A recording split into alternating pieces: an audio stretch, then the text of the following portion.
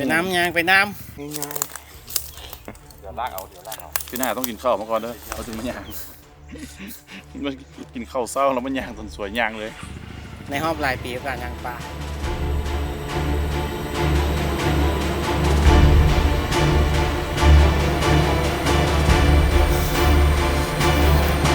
ปีกว่า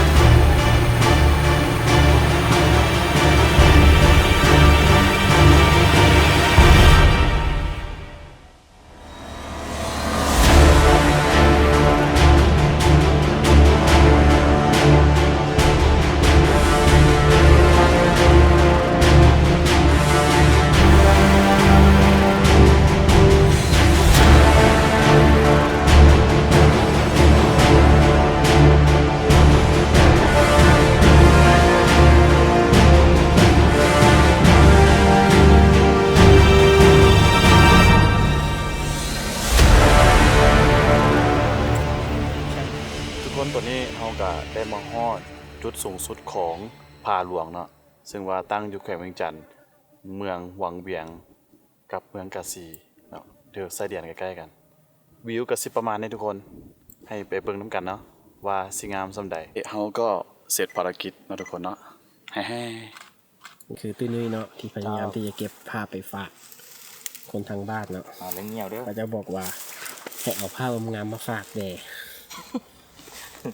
ไปถ่ายก๊อปเอาอยู่ Facebook ด้วย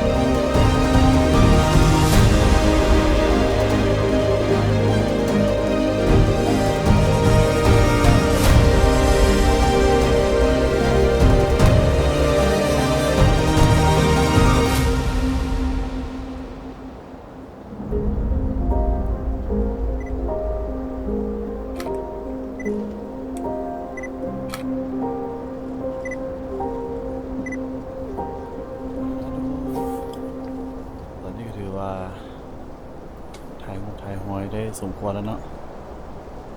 อากาศเย็นดีเนาะตอนเช้านี่บ่ให้ว่าตอนนี้เวลาประมาณ7:30นเนาะถ่ายรูปไปแล้วตั้งว่า1:30 นเริ่มถ่ายรูปตั้งแต่6:00 นอ่ะแสงตะเวนแต่เซเว่นยังบ่ขึ้นพุ่นแหละตะเวนตะขึ้นละในถึงเนาะเฮาจะเห็นหมอกเนาะทุกคนจะเห็นทะเลหมอกจะอยู่ลุ่มหั่นเนาะแต่ว่าก็สิบ่เห็นไงเพราะมันยังอยู่ลุ่มพื้นพุ่นเนาะเฮาอยู่สูงโพดผมซื้อตรงเขาแล้วนี่ผมเจอตรงข้าวแล้วจ๊อบ